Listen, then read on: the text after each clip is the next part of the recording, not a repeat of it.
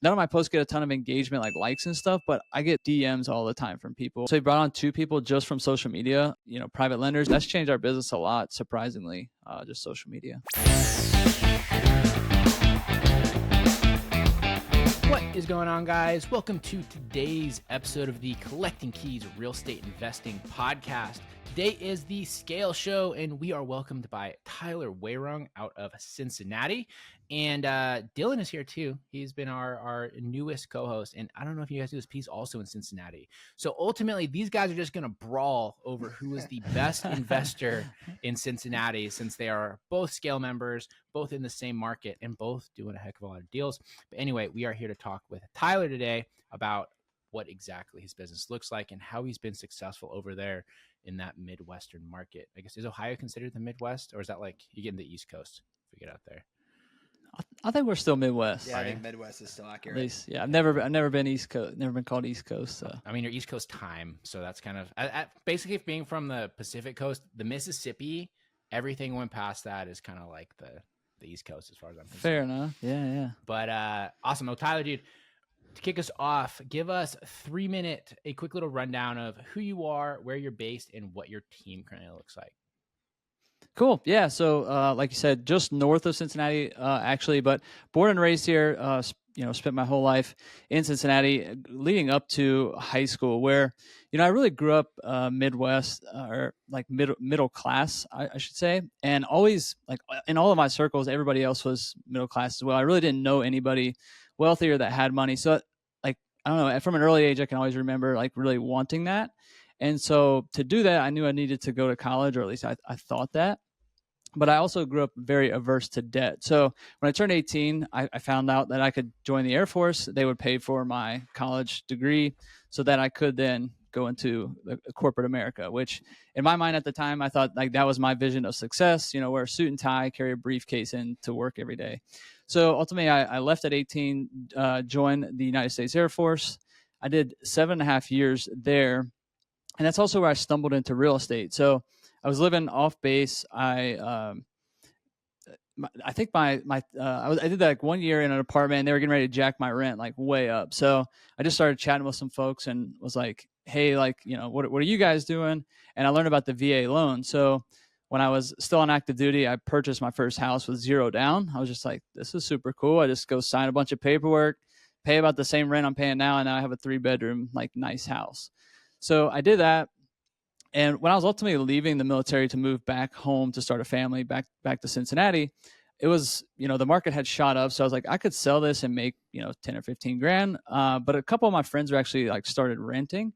Like, dude, just rent it out. You'll make money and you don't even have to do anything. So I did that. Fortunately enough, like I picked like a, rock star property manager just by chance, and got my first kind of like mailbox money, if you will. And that's really what like got me like really wanted to sink my teeth into real estate. So I moved back home. Like what time frame? I moved back to Cincinnati in 2016. Okay, cool. And so this whole time, like I knew that I wanted to come back home and buy a house and start a family. So we had been saving up like this down payment. So when I moved back home, I was, starting to look for a property here to live in. And then I found out you can use the VA loan again. So then I was like, well, so I bought a house with the VA loan again, just went and signed some papers again. And then I still had this like down payment fund. So then I was able to really talk my wife into like, hey, we got this one property down here in Charleston, South Carolina. Let's try to do it again up here with another rental. And so I had kind of some seed capital to start the rental portfolio business. So long story short, that's really how I got into real estate. I built up a portfolio of up to 25 units at one point in time, and ultimately realized that I wasn't going to be able to retire off of passive income unless I, quadrupled where I was currently at.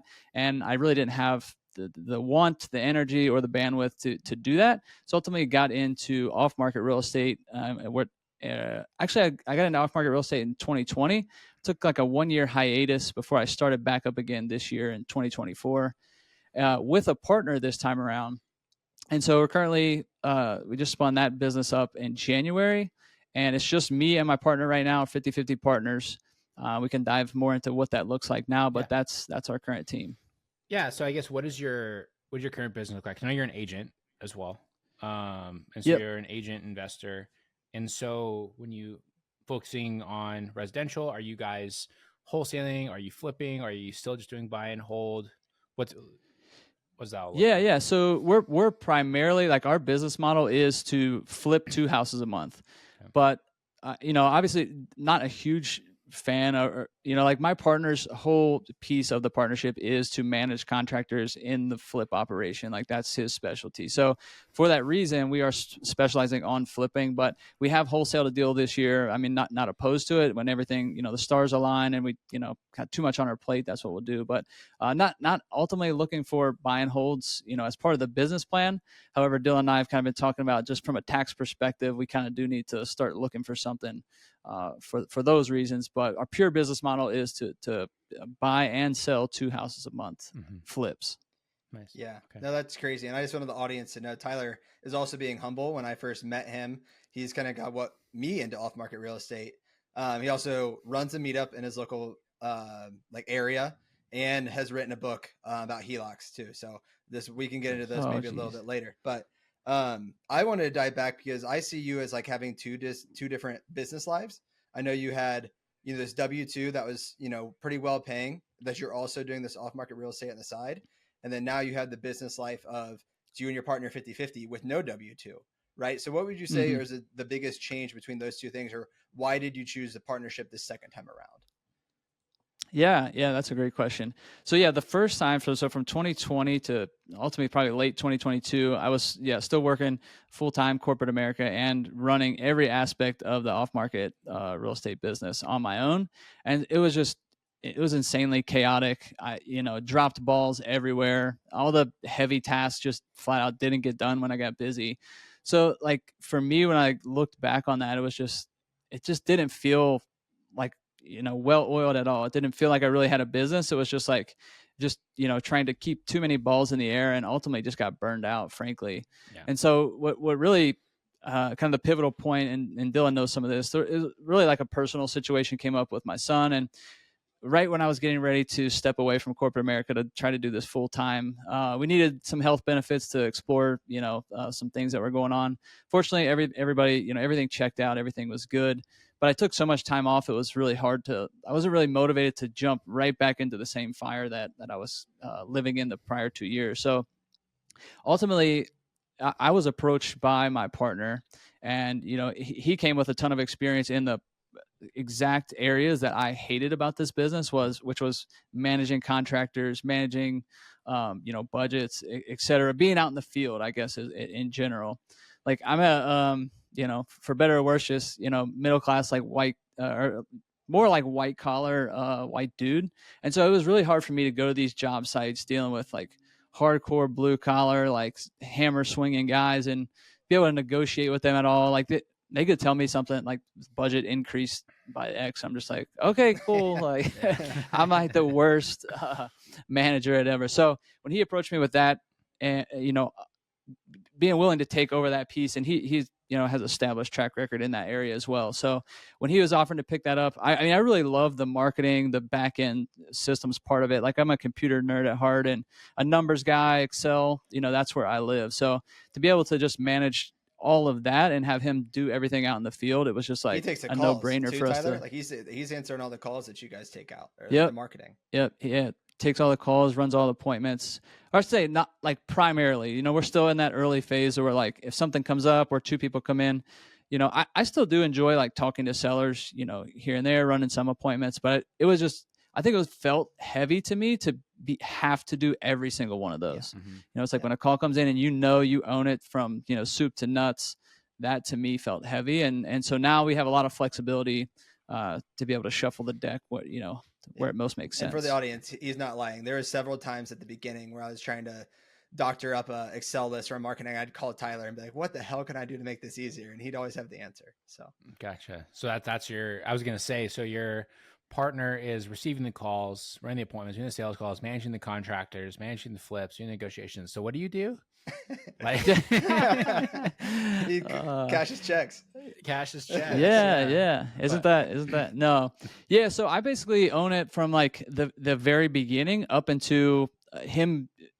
Like, so I order all the marketing, get the phone to ring, kind of is like how the terms that we use. So you get the phone to ring, he talks to him, runs the appointments. I'll do all like the comps. We'll come up with an offer. I'll pretty much say where we need to be on the offer based on, where I think we could sell it for. And then once either I'll deliver the price or he'll deliver the price depending on rapport. And that's one benefit too, like for any other operators out there. Like we oftentimes play like the good cop, bad cop, like he'll go out, give a low offer, get screamed at, and then I call back in and like, hey, look, come in as the good cop. So that works out a lot. And then we end up kind of just passing leads back and forth depending like on the rapport. But then ultimately I take it from contract. I take it over from him, like, change the phone number. Everything comes to me. I deal with all the title work, getting it closed on the front end. And then, obviously then we'll turn over the rehab to him. I do all the bookkeeping for all the flips, et cetera. And then once it's ready to go, I take it back over and take over as a listing agent and get it sold. Nice. So basically your guys' partnership is set up almost like a front office, back office, which is a great way to do it. You're kind of doing all the behind the scenes stuff and he's doing everything that is, I would say, present with other people.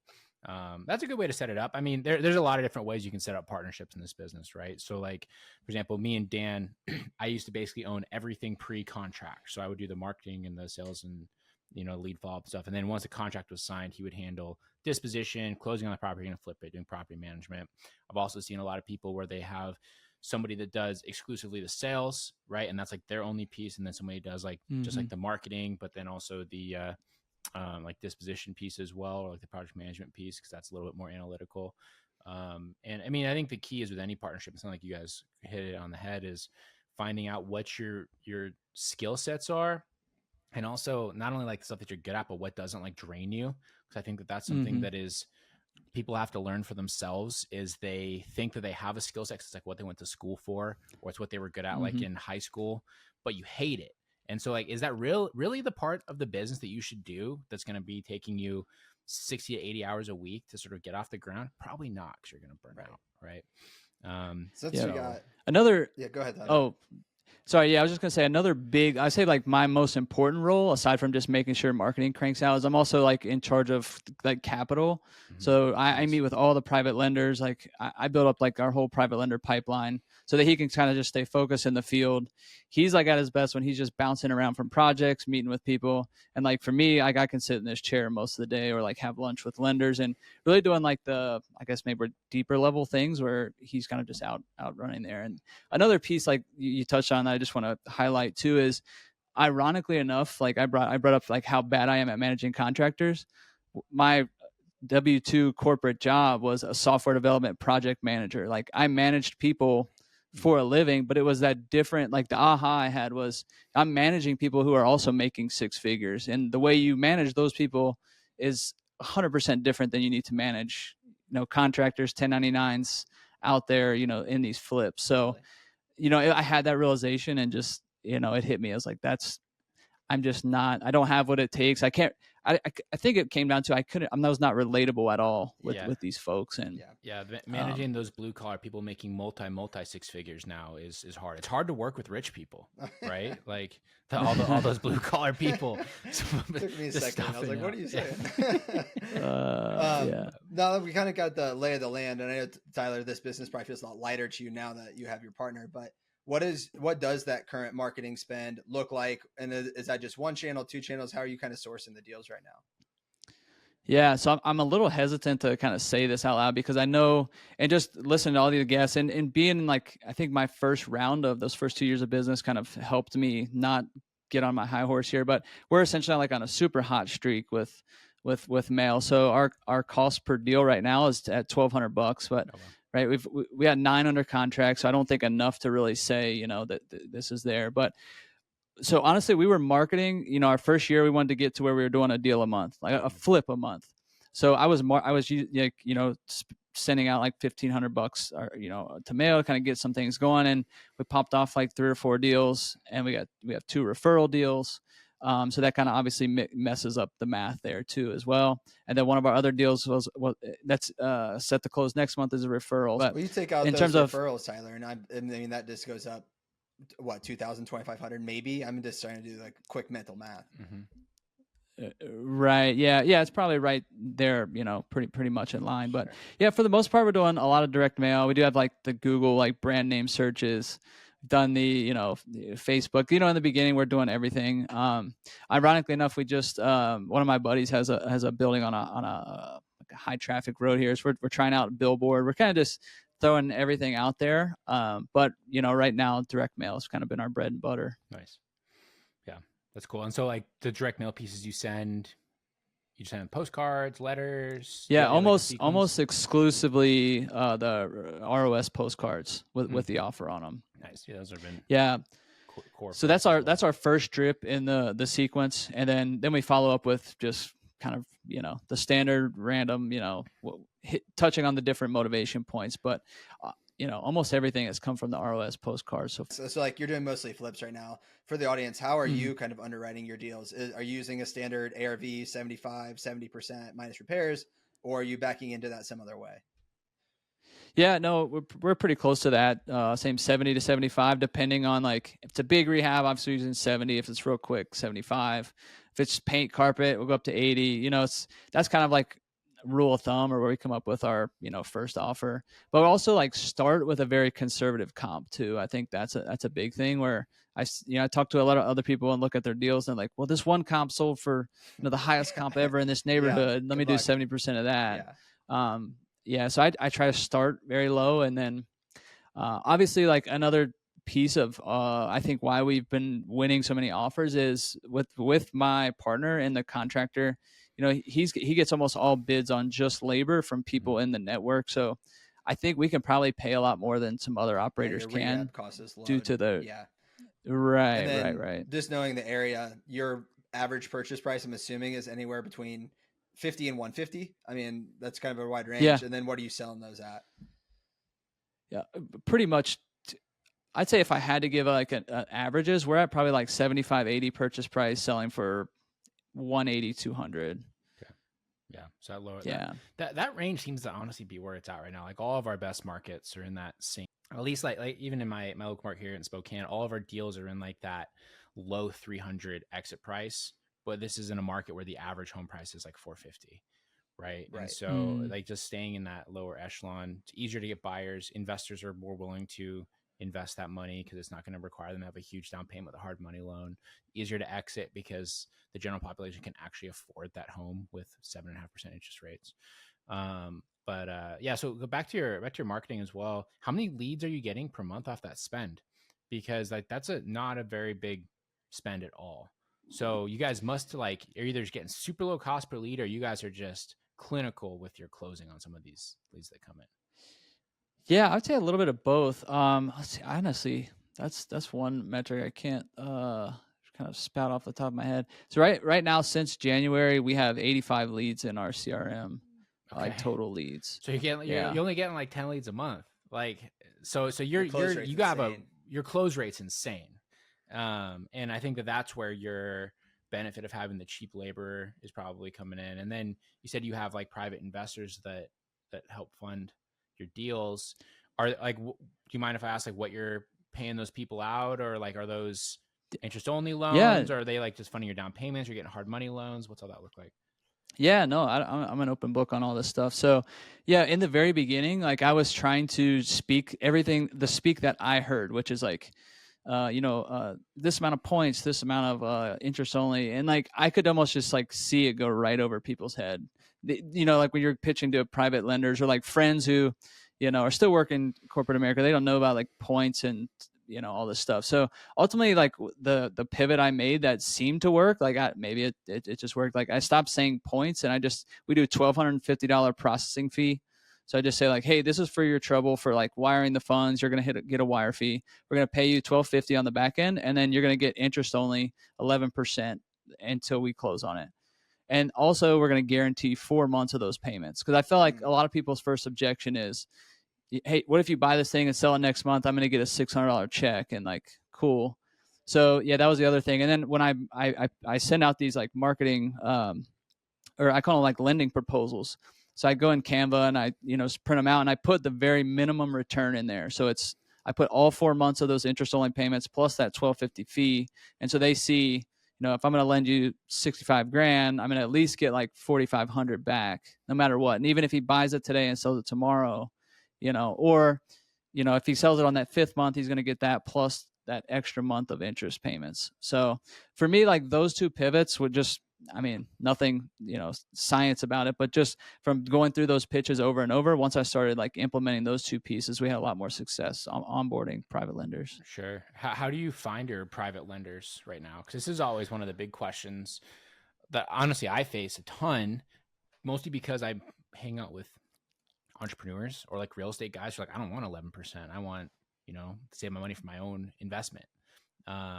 So are these, you already said you didn't come from a rich network growing up. Are they just like old white collar friends, or are you like hanging out at the country club, or the cigar lounges? That's apparently the place that people go these days to meet old rich dudes. I think when I first joined the community, that was one of my big questions to you. And like, I know, you're always asking for like, what kind of content do you want to hear? And I'm like, how do you do this? So a lot of it's been trial and error, but like what's worked for me is like, that's been, I think when something's like your sole focus and you like just think about like, how can I do it? How can I do it? When you're in the shower, when you're taking walks or whatever, you just like start to try different things. And so one of the other things like at your recommendation is, super active on social media now. And I never felt like I could be when I worked W-2. So I don't know if, there's probably other folks in that position where you feel like you can't always talk about real estate when you're working that full-time job because, kind of conflict of interest there. So social media, just talking about what you do, be surprised like how many people, like none of my posts get a ton of engagement, like likes and stuff, but I get like DMs all the time from people. And so we brought on 2 people just from social media, private lenders. And then also just like looking at your network and really thinking about like who has money, like who's like likely has money, and how can I like just create a touch point with them. So a lot of your like parents' friends are a good one for me. It's like my parents' demographics are like in the 50 to 70 range. And so, over the years, you meet all your parents, friends, and family and stuff like that. And so just getting creative with like how you can reach out. So like, hey, I remember I haven't seen you in years, like hope all is well. Like, how are the kids and stuff? And yeah, I'd actually just quit my job and I'm doing full-time flips in real estate right now. And, just kind of seeing where the conversation goes. Yeah. Most of the time they're just gonna, just gonna blow right over their head. And some of them are like, oh, that's so cool. Like I've been seeing your videos and stuff. Like, how are you doing all that? And then it kind of just opens the door. So nice. That's close cool. rate on private lenders is also good, not just with leads. Yeah, no kidding. I mean, that's a whole other sales process too. I mean, Tyler, not to put words in your mouth, but you said you're better at managing, the software engineers. That's probably more in line with what you're comfortable with too. Right. Yeah. And I think ultimately, and I think going back to Dylan, a question you asked me early on, but like when I really thought about it, when I was a solo operator in this business, like this business is almost like 5 businesses all wrapped up under one umbrella. Yeah. Like, it's like it's your, marketing, sales and marketing, especially if you're flipping, then you got a construction business. And then if you're lending, you have that, like, that's a whole other business of like, talking with leads and making sure you have a certain amount of leads that you're talking to a month for just private capital, not, leads coming into your pipeline. So some people go through that same, I would say, like trajectory of they start to make money in one and they try to like branch off and like, well, I've been doing really well wholesaling, so I'm going to start trying to flip houses more. And they're like, well, but I could make more money flipping houses if I had my own team. So now I have a construction crew. And they're like, oh, I'm starting to make all this money, so I'm going to start lending. Right. And they're like, oh, well, I can only, I'm recognizing I'm getting all these loan opportunities. I'm start raising money for that. I mean, this is exactly what we did. It's what a lot of other people do. And I can tell you from experience, don't do that. Because now, honestly, if I could go back in time, I would wish that like on the real estate specific businesses, I would have just kept it strictly to one of them. Because what happens is you get distracted going all these different ways, trying to build all these different things, and it turns into a freaking nightmare. And also too, you end up making like a little bit of money off of every single one. And you're like, if I just fully invested on one of them, it probably would have been net larger over the long run. But Tyler, I want to ask you about one other thing you hit on earlier. You were kind of a strong buy and hold guy at the beginning. Like you said, you got up to 25 units. I know some of those were single families all the way to like 9-unit apartment, something like that. And you end up, I don't know how many you sold, but you sold some of these and then kind of restarted. Can you walk us through like what made you make that decision to sell some of them, and what's your kind of opinion on buy and hold now? Yeah. So, like I said, I was planning to, leave corporate America, but like my job was pretty easy, and I was really good friends with like a lot of people I worked with. So, like there was that friction point too. It wasn't like I go in here and like hate it every day. It's very easy to quit. So, however, I got put on like this project that me and then this lead person that I was under. So as a project manager, you bounce around under people all the time. So I got with this person, we just butted heads, and it got really ugly. And that helped me kind of like push me over the ledge a lot. So when I started to realize like I was bringing too much stress home. I was on the computer way too late. I ultimately just started like thinking, if I just fire sale like most of my portfolio, that'll give us more than a year's worth of runway to like have seed capital and be able to keep a roof under over our head and everything. So ultimately, that was my decision of why I really sold everything, and also that I spent like 5 or 6 years building up this portfolio that really, and from a true material aspect of my life, really wasn't changing things a whole lot. Like, I was probably at the top making like 3,500 a month if we, true passive income or whatever. But like at the end of the day, that's in terms of like doing deals, that's really not moving the needle a whole lot. So that it was like, well, what am I really losing? Like $3,000 a month? Like, let's just sell it all and see what else I can come up with. I knew that if I was going to start this business back up, it's insanely capital intensive, especially when you're flipping multiple houses a month. I knew I would need that capital as well. So that's kind of ultimately the decision. I guess when you ask like what do I think about it today, I'm ultimately a fan of buy and hold real estate, and I plan to get back into it. But for me, it's less about what it looks like on paper. Like in the beginning, it was all like I'd pump all the numbers into, these calculators. It has to spit out a double digit cash on cash return. It has to do all these things. But for me now, it's like, is this in a good area? Do I want to hold it long term? Is it going to be a maintenance nightmare? Like now it's like I really want all brick things in A-class neighborhoods, even if it loses money every month. Like I'm buying it for the long term in places where good people want to live in them. So the kind of complete 180 shift on it and look at it from a wealth building perspective rather than like a cash flow. I need to exit my job perspective. Yeah. And your ROE, I don't know if you did it was probably pretty low. Return on equity when you did go and sell those. Right? We just had that conversation on a recent podcast. So, yep.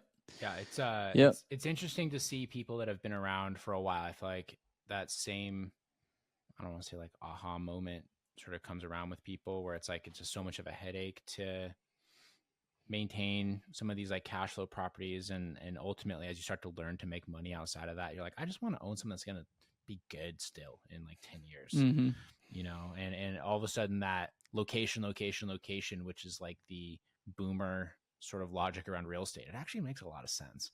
But you got to have a long-term view, which is hard to do when you're just focused on cash flow, so you don't have to work a W-2 anymore.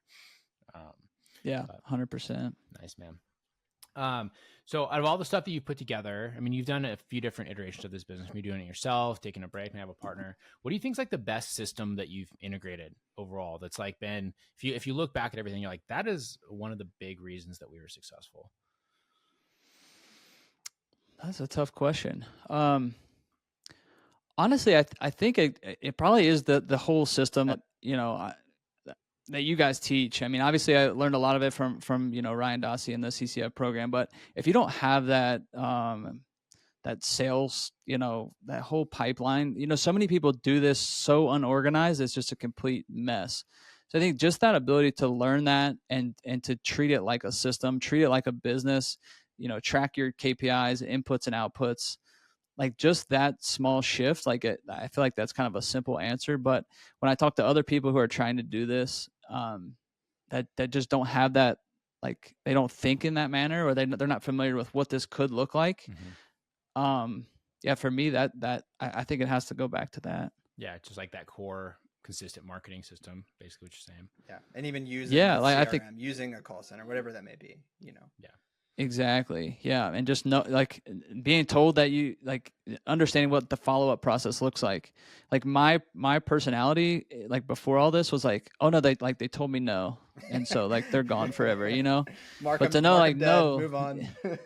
Yeah. Like I have like I want everybody to be amicable all the time, like real friendly. Like if you tell me something, I, truly mean it. So like, but kind of understanding from a sales lens, you have to kind of turn that off and truly treat it like no, you have to make this amount of calls to get this kind of output. And as simple as that is, yeah, and then slapping it into a CRM to organize it all. I mean, if anybody out there is like trying to do this on their own, that just that little piece right there would be a game changer. Yeah. I mean, it's and it was for me. It's funny though too, because like so regularly, I mean, even people within scale, right? They'll be like, well, I'm waiting to pay the $79 for RE Simply until I have X amount of leads. I'm like, all you need is one deal to make like, 100 times that return, honestly. Like pretty dang close to it. But we don't have to put him on blast, but there was someone that was like probably a couple months ago that was like trying to re-up their free trial on PropStream with like different emails. I was like, that is just like, the effort alone. Yeah. What a pain in the butt. Like, I don't know. People, but like, honestly, on that, I was just going to say, I think that spending on your business though is like a muscle, because in the beginning, like, before I, joined the first group, I was so averse to any software or anything like that. 'Cause I'm like, oh, it's not free. They don't have a free trial or whatever. But like once you do it, so you got to start small, and then it's like, oh, whatever. Yeah, I'll throw another couple hundred. Then it's like throw a couple thousand. I think it is a muscle you have to start small with, and then it just becomes you just get like one result from it, and then you're like, okay, let's just crank it up a little bit. Yeah, that's just the cost of doing business. You don't even think about it after a while. Yeah. Right. Yeah. And if anything, it turns into like, well, can I pay more money to just make this easier? Yeah. Like, right. I'm kind of sick of doing Can someone else do this? I had one other question before we dive into the last three for Tyler, just because of our relationship in the past couple of years. The meetup that you run, and specifically like all the people you've met through that. I mean, I know some of the people in that, and they're high level people, especially in your market. What can you speak to? What those relationships, how did they propel you, especially at the beginning? And like, when did you even start that meetup, and how does, I don't know, just take it from there, I guess. Yeah. I started a meetup in like, as soon as I moved back here, out of pure selfish reasons. Like I didn't know anything about real estate, but I knew I wanted to jump in. So I wanted to know all the players and kind of have that like ability to reach out to them with any questions that I had. So I started out, I think the first meetup was my brother, my friend, and then like one stranger showed up. And it's like super low key, and I like intentionally keep it that way. I don't like any salespeople come in. No one can come pitch anything. But it's purely just trying to get high level, or not even high level, like anybody who's actually doing deals or wants to very quickly. Versus I think, like the RIAs and stuff, it's like, if you even like have a dream of one day owning a property, come eat popcorn and bring your cookies or something. And buy my $50 pamphlet or whatever it may be. Yeah. So, but yeah, that's how it started. And it was all nothing's advertised. It's all like, and so one person would come, bring a friend the next time, and it just kind of slowly organically grew. But really like what it's done for me, like obviously like a couple people have bring me deals first, or like I've gotten a couple of listings, or like, hey, will you help out list this? And it's more of a credibility piece. People just kind of see me as like the organizer, even though, there's so many people there that are well beyond where I'm at. It's just, I think, my name's on the organizer tab, and just kind of known for putting this thing together. So, yeah, I just wonder, like the early deals, like, some of the people we know at the beginning, I would lean on them a lot, like with like a sub 2 deal, or how do you running your numbers, like stuff like that. And I was just trying to get that point across to people who are newer. Find yourself, start a meetup. Tyler didn't know anything, and like you'll get those connections a lot quicker if you wouldn't otherwise. Quick shout out to Josh Hirschner. I think he's helped me and Dylan on probably more deals than we can count. He bought that place for me on Main Street, and he was the only buyer I could ever think of that could even take that on. So, yeah, nice. Yeah, those are good connections to have. And I like too that you said you started that, and it was just like your brother, your friend, and one random stranger, and you kept doing it, because so many people have like this weird illusion that they're going to start a meetup and like 50 people are going to come, and what I would say what you did is better, because I've seen people, especially larger brands. There's one here in town that started a meetup, and they advertised it forever, and like 200 people came to the first one, and then the second one there was 100, and now they're down to like 16, and it's like, well, that's a bad sign. Like, you want it to be slowly going up. But the thing is those people were going to that, and they were getting pitched constantly by like the lender that had paid to be there, or the insurance broker, or themselves, because they like tried to do a local mentorship thing where really what they wanted was people to cold call it for them for free. Like, it was a stupid thing. And so that community part of it, I think, is so important, and that's awesome that you've been able to capture that. Yeah. All right. So we're going to dive into our end of show questions here to finish up. And Tyler, I appreciate all the information you've given, man. Had some really, really good knowledge there. And I like that what you went through as well is simple, relatable. Like, you know, people always want to overcomplicate things, and it just shows once again that it does need to be that way. But our first question to round out the show here is, what is your craziest real estate investing story? Yeah, cool. So, I feel like we often get like jaded or like get calluses from all the crazy stuff in the off market world. So I was going to tell a quick story on my very first rental that I bought. It's still probably one of the craziest stories that I have. So I bought, my first rental was a super low. I bought this thing for $40,000 because it didn't have running water, but it was listed on the MLS. So it kept going under contract, out of contract, whatever. So I bought this thing for, $40,000, put water. I think I put water lines in it for like $3,000, and I was getting ready to rent it out. And so I was like, if I can get a 2% deal, which I mean, market rent was like 800 was probably like the top for this range. So I was having dinner with a buddy, and I was like, hey, I'm getting ready to rent this first house out. I'm going to try to get $800. Like, that was going to be like, man, if I got that, it was going to be sweet. And he had a couple of his, we'll call them like migrant workers with him. And he's like, yeah, hey, these guys are in town they're going to be here for like the next year. Like, would you be interested in let them stay there? He's like, their budget was like $1,800. And I was like, bro, if you give me $1,800, like they can do whatever they want with this house. So ultimately I put them in there. You probably kind of see where the story's going. So they didn't speak a lick of English. We communicated on Google Translate via text, but every month on the first, like $1,800, cold hard cash. Like, it was awesome. Like, I thought I was on top of the world. So like month 4 goes by though, and I text the guy, and he's like, hey, actually, like, I took another job. I'm down in Texas now, but my other buddy that was living there, he invited some more buddies in and whatever. So I'm like, hey, it's $1,800, man. Like, and he met me at the same Walmart parking lot, gave me the cash or whatever. So another couple months goes by, he kind of moves out. So now there's like a third party in there with other folks that I've never even met. But so I reached out to try to get the rent. He wasn't texting me back. So the neighbor, like, this is like a Saturday night, the neighbor calls me across the street. He's like, hey, have you been to this house lately? You might want to get over here like now. And I was like out of town or something. I don't remember. I couldn't get over there. But when I got there the next day, he's like, bro, there was like 15 cop cars out in front of this house. There was like people running around everywhere, bleeding and stuff. And so what happened was there was probably like 15, 20 people living in this 2-bedroom house. Nice. And they got in like this huge brawl on a Saturday night, started like getting knives out and was like stabbing each other or whatever. So I show up to this house this next day. It's just covered in blood. Like, there's blood everywhere. So, and he was telling me, like, I guess, being, illegal to be here, they didn't want like any cops or, ambulance. So they were like, he said people are like hand carrying bodies and like throwing them into cars and trying to get them out of there he's just like, it was just a freaking mess. So that was my first property, and I'm still in like the landlord mode where I'm actually going there, doing all this stuff myself. I'm down there like on my hands and knees, scrubbing blood off the, walls and floors. I feel like I'm in like a CSI movie scene, it's just covered in roaches, like just the worst thing you can imagine. But yeah, they had, they had like partitioned off every room. There was like 4 people and cots and hung up sheets living in everywhere. But yeah, to this day, that's probably still my craziest story. And I guess, maybe the whole point of telling that is just, don't shoot for higher than market rent. Do background checks on all your people and just be happy with market rent. Yeah. And be skeptical too if someone's going to come and offer you to pay you like a year in advance. Yes. You hear that? That's actually like a classic like scam red flag thing. Yeah. In the beginning, you're so hungry. You're like, oh yeah, heck yeah. Like, gonna pay me so $15,000? Absolutely. Yeah. Right. Well, that is a crazy I think I one. netted like 5 and put like probably 15 or 20 back into it. So Mike, that could be show you might be how a that good, works. Cartoon one. Yeah, not too gruesome. Yeah. Right. So, go ahead.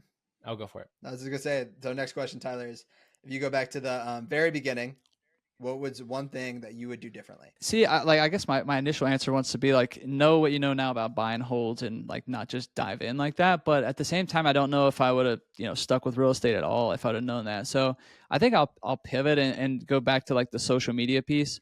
I'm like naturally a person who wants to be private, not be on social media and talk about anything. But just since I've started this year, I mean, just tons of relationships that I thought kind of have died, or I'm sure everyone's got those Facebook friends you haven't seen for 8 years. But as soon as you start posting, like you start to rekindle that. And I think HubSpot is you can throw those people into like a CRM, do like it's the same like Resimply. You can do auto reach back out to them in 2 months and just check in. And so you can almost build like a system doing that all from just posting something here and there. And for, I guess, maybe folks like me that are, I get nervous like with a post, like, oh, what am I going to type out the perfect right thing? Like, I'm just a story guy. Like, I just try to keep something on my story at all times. It's going to be gone in 24 hours. So it's not like no pressure, but that's changed our business a lot, surprisingly, just social media. Yeah, that's huge. I think that as you start to scale, there's so many problems that can be solved by just like having a general presence, everything from hiring to finding buyers to finding investors to finding contractors. People have an aversion to it because I think they get consumed by like the brain candy that's out there, or like, the fact that just people just, there's the old realtors in their suits that are dancing on, freaking TikTok. You don't have to do that. No. Right. Some of it I feel like is imposter syndrome though too. Like they're totally. Like, when I first started, I was a pharmacist. I didn't who are you sharing real estate content? Now I feel comfortable in my shoes and I know enough, but I think there's a transition period that people need to do. And you also need to just learn that people will not like that. Right. And that's okay. Mm-hmm. And you'll have people that like you less because you post shit like that. Like I told the story at the first KeysCon, Dylan, you were there, about how when I had like a group of close friends and, my wife and I, they were like our adult friends, like we're all couples, we hung out, we like went on vacation together, we did all this stuff. And I started getting into business and doing houses. And I made this post that was just a post about a deal that we just bought. And, it was like kind of one of our first big wins. And I just got this like cold-blooded response basically to like the story that I posted from one of these wives that was just like, oh, must be nice. And I was like, the fuck did that come from? Like, that's not necessary. I didn't know that we were hostile like that. And to this day, I haven't talked to that person. Like ended the friendship, right? And that's, it sucked at the time, but it is what it is. That's kind of unfortunately part of, I would say, growing is you do outgrow people.